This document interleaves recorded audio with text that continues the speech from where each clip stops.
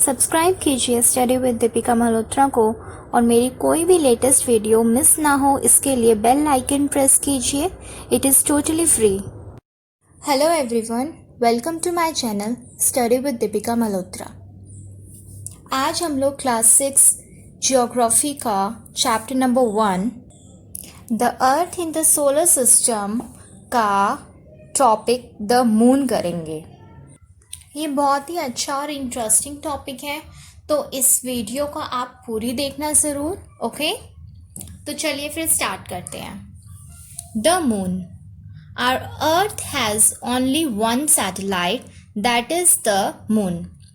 जैसे कि मैंने पहले भी आपको बता चुकी हूँ ये चीज़ कि आवर अर्थ, जो अर्थ है हमारा, जो प्लैनेट है जहाँ हम रहते हैं, उस पे सिर्फ एक ही सैटेलाइट है जिसे हम क्या कहते हैं, मून। ठीक है, अब अर्थ के पास तो सिर्फ एक ही मून है, बट अगर हम और दूसरे प्लैनेट्स की अगर हम बात करें तो उन सभी प्लैनेट्स के पास एक से ज़्यादा भी मून है। जैसे हम देखते हैं, अगर आप पेज टर्न करेंगे तो वो पिक्चर है सोलर सिस्टम की, वो निकालेंगे हम, दिस वन। अगर आप इस पिक्चर में देखेंगे नीचे तो सारे प्लैनेट्स के बारे में दिया हुआ है।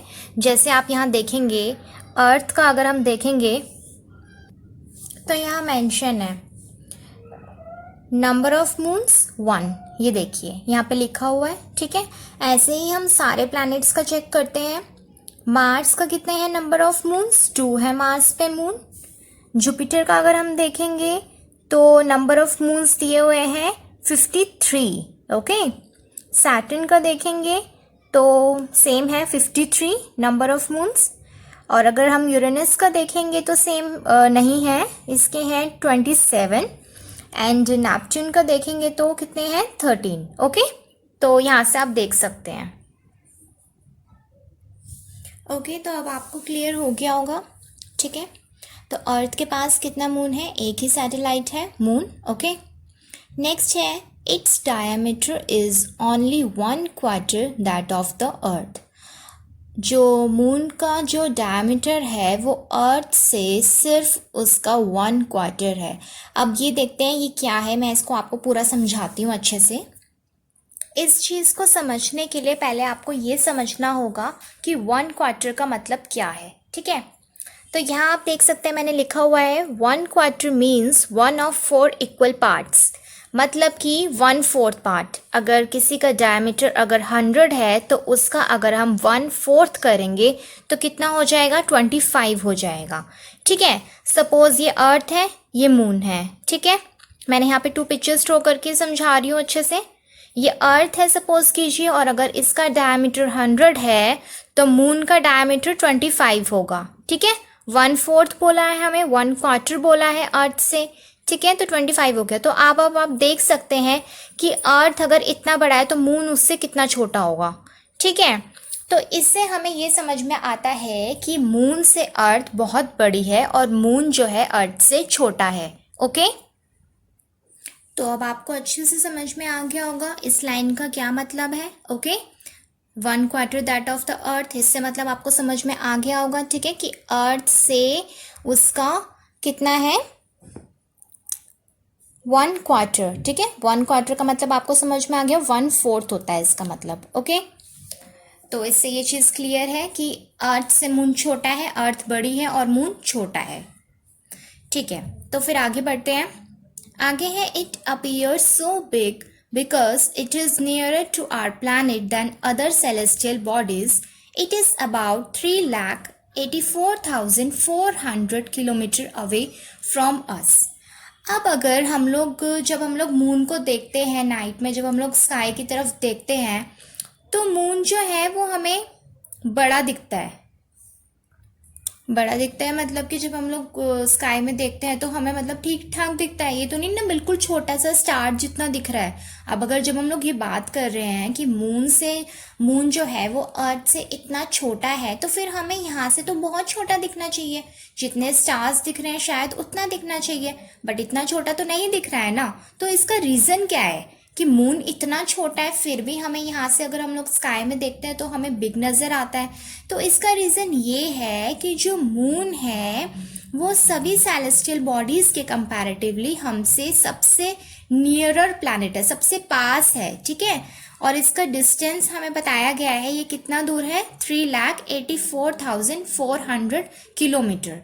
ओके, इस वजह से ये हमें बहुत क्या मतलब हमें बड़ा दिखता है, ठीक है। आगे है, now you can compare the distance of the earth from the sun and that from the moon. अब अगर आपने मेरी लास्ट वीडियो जो मैंने सन के ऊपर जो हमारी जो थी अगर वो देखी होगी तो उसमें भी बताया गया था कि कितना डिस्टेंस है, ठीक है। अगर आपको ध्यान होगा तो मैंने बताया था 150 मिलियन किलोमीटर। तो अगर हम सन का कंपैरिजन करें मून से तो मून ज़्यादा पास है सन से, ठीक है, अर्थ से मून ज़्यादा पास है। ओके, आगे है, the moon moves around the earth in about 27 days. It takes exactly the same time to complete one spin. As a result, only one side of the moon is visible to us on the earth. ये जो paragraph है ये बहुत ही important है, बहुत ही अच्छा है, तो इसको ध्यान से समझना है।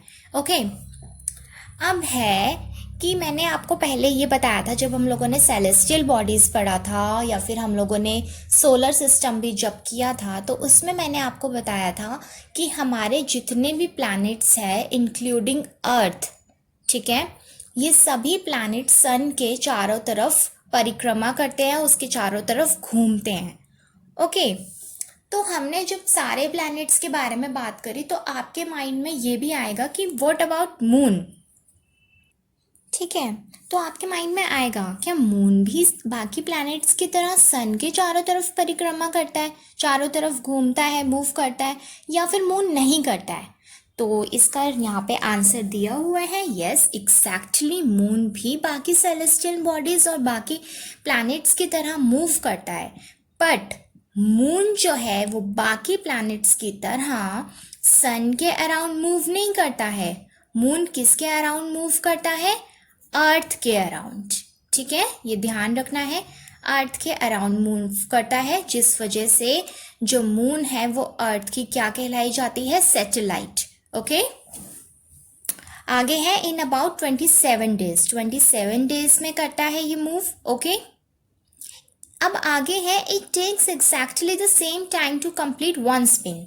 अब स्पिन का क्या मतलब है? ये बहुत जगह हमने देखा है, हम लोगों ने सुना है कि प्लैनेट्स जो है वो अपने एक्सिस पे स्पिन करते हैं, अर्थ का भी सुना है हमने, ठीक है। तो ये हम समझेंगे और इसी का जो है वो कनेक्शन यहाँ पे दिया हुआ है कि जो मून है इसी का ये रीज़न दिया हुआ है, स्पिन से ही इसका कनेक्शन है कि जो मून है हमें उसका सिर्फ वन साइड ही दिखता है अर्थ से। अगर हम अर्थ को देखेंगे तो जैसे ये पिक्चर दिख रही है आपको, सेम ऐसा दिखता है, ठीक है। इसकी दूसरी साइड तो नहीं दिख रही है ना हमें, या फिर सिर्फ यही दिख रहा है, ठीक है, या फिर कभी ये दिखेगा या फिर इसकी कभी बैक साइड दिखेगी, दोनों साइड तो हमें विजिबल नहीं है मून की। तो इसका ही रीज़न स्पिन से है। अब हम समझते हैं एग्जाम्पल से। ओके, जैसे ये पेंसिल है, ठीक है, इसको मैं यहाँ पे सेंटर में रख दिया और ये इस तरह से मूव कर रही है, इसको हम कहते हैं स्पिन होना, ठीक है। ये लट्टू जिस तरह से घूमता है, आपने लट्टू को भी इस तरह से स्पिन होते हुए देखा होगा। ओके, इसी तरह से हमारे प्लैनेट्स भी जो है वो भी इसी तरह से स्पिन करते हैं और स्पिन करते करते सन के अराउंड मूव करते हैं। ओके, तो सेम चीज़ अर्थ के बारे में भी है, अर्थ भी इसी तरह, सॉरी अर्थ नहीं, मून भी इसी तरह से स्पिन करता है और स्पिन करते करते अर्थ के अराउंड मूव करता है। ओके, ये देखिए जैसे मैंने अभी आपको पेंसिल को मूव करके स्पिन करके दिखाया, उसी तरह से मून भी ऐसे ही घूमता है, स्पिन करता है। सेम इसी तरह से अर्थ और अदर प्लैनेट्स भी स्पिन करते हैं। ओके, ये देखिए अर्थ स्पिन करती हुई सन के चारों तरफ मूव कर रही है, घूम रही है, ठीक है। और मून अगर आप देखेंगे तो अर्थ के चारों तरफ घूम रहा है स्पिन करता हुआ। ओके, तो कुछ इस तरह से होता है। ओके, तो आप देख सकते हैं इसमें कि अर्थ और मून जो है वो एक दूसरे के सामने स्पिन कर रहे हैं, दोनों एक साथ घूम रहे हैं एक दूसरे के सामने, ठीक है। तो इसी में हमारा आंसर छुपा है कि मून की हमें एक साइड ही क्यों दिखती है। ये देखिए अर्थ और मून कुछ इस तरह से एक दूसरे के सामने स्पिन करते हैं, घूमते हैं, ठीक है।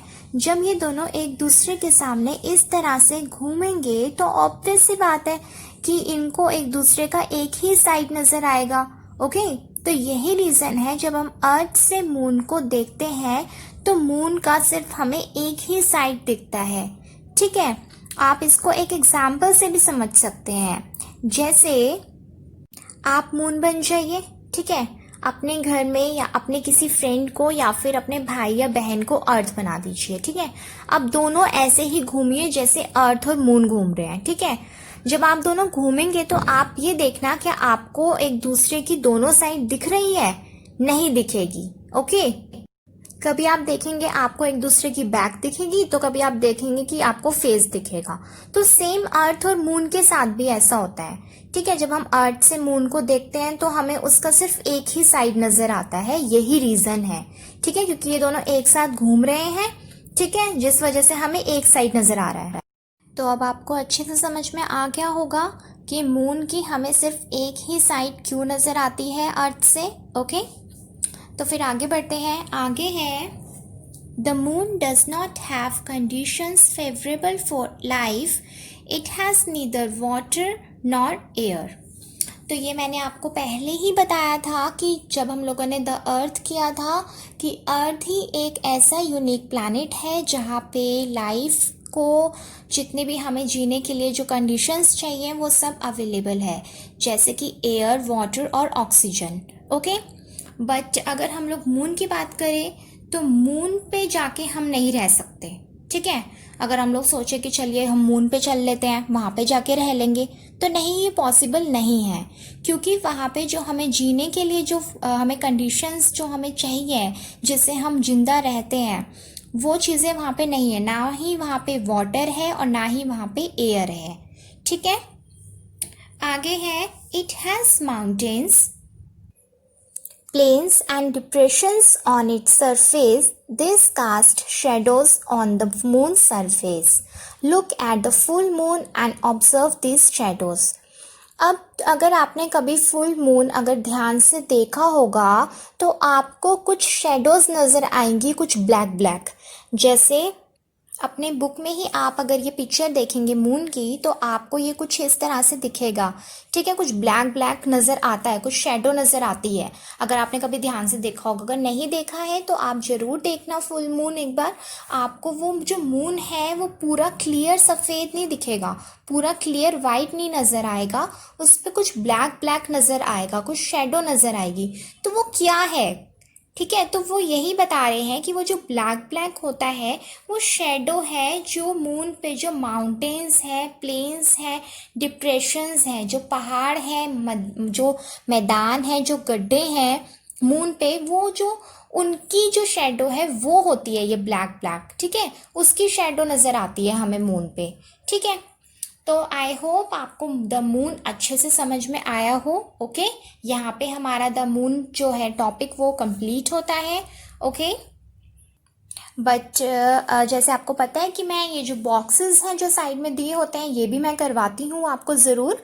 तो ये जो है एक यहाँ पे ह्यूमन मेड सैटेलाइट दिया हुआ है, सैटेलाइट के बारे में कुछ दिया हुआ है, तो ये मैं आपको अलग से एक वीडियो बना के छोटी सी उसमें समझाऊंगी, ठीक है। बट ये हम एक बार पढ़ लेते हैं। ये मून से रिलेटेड दिया हुआ है कि Neil Armstrong was the first man to step on the surface of the moon on 21 July 1969। जो नील आर्मस्ट्रॉन्ग थे वो पहले ऐसे मैन थे जो मून पे गए थे, ठीक है। कब गए थे? 21 जुलाई 1969, ओके। और आगे दिया हुआ find out whether any Indian has landed on the moon. अब आपको ये फाइंड आउट करना है कि क्या कोई कभी इंडियन गया है मून पे, ठीक है। तो ये बहुत ही इंटरेस्टिंग फैक्ट है, ओके। तो यहाँ पे हमारी आज की जो वीडियो है, जो हमारी क्लास है वो ख़त्म होती है। तो नेक्स्ट वीडियो के साथ जल्दी ही मिलते हैं, ह्यूमन मेड सैटेलाइट के बारे में पढ़ेंगे, ओके। तो जल्दी मिलते हैं। Thank you so much.